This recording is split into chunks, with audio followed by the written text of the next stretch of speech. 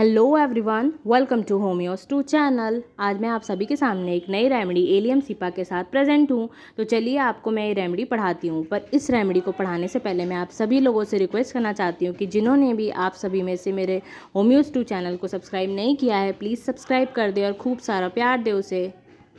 तो चलिए देखते हैं। एलियम सिपा का कॉमन नेम है रेड अनियन और इसकी फैमिली है लिलिएसी और इसके प्रूवर हैं हैरिंग और थर्मल इसका है हॉट, यानी इसको गर्म चीज़ों से बहुत ज़्यादा दिक्कत होती है। एलियम सिपा के गाइडिंग पे सबसे पहला है लेफ्ट साइडेड मेडिसिन, यानी ये लेफ्ट साइड की मेडिसिन होती है। सेकेंड है इन कोल्ड और कफ और headache which aggravate in warm room better in open air and worse again in warm room. Allium cepa must be thought of. इसका क्या मतलब है, अगर कोई ऐसा पेशेंट है जिसको कोल्ड है, कफ है या हेडेक है और अगर वो गर्म रूम में जाता है तो उसकी दिक्कतें बढ़ जाती हैं, वहीं ओपन एयर में उसको भेजो तो वो सही हो जाती हैं उसकी प्रॉब्लम्स। और अगर वापस से मतलब सही हो गई हैं चीज़ें फिर भी उसको वापस से अगर वार्म रूम में भेजो तो फिर से उसकी दिक्कतें अगर बढ़ जाती हैं, तो एलियम सिपा को आप सोच सकते हो। थर्ड है profuse watery and acrid nasal discharge with profuse bland lachrymation, यानी इसके जो नाक से पानी आता है ना वो काफ़ी ज़्यादा अमाउंट में आता है और खूब ज़्यादा इसको जलन होती है नाक में। और वहीं पे जो इसकी आंखों से पानी आता है वो भी बहुत ज़्यादा अमाउंट में आता है, लेकिन उसमें कोई भी ज़्यादा जलन नहीं होती है।